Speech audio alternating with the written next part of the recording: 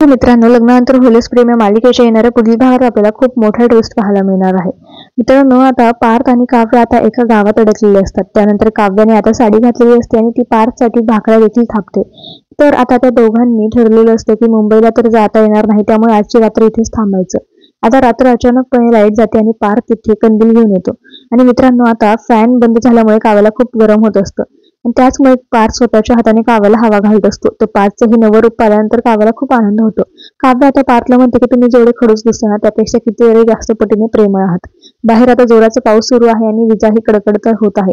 तर आता जोराने ढगांचा गडगडाट होतो आणि काव्य घाबरूनच पार्थला मिठी मारते. तर मित्रांनो, काव्य घाबरूनच म्हणते की पार्थ बघा ना, मला लांब करू नका, मला खूप भीती वाटते. तर पार्थ म्हणतो की तुम्ही काही काळजी करू नका, मी तुम्हाला सोडून कुठेही जाणार नाहीये.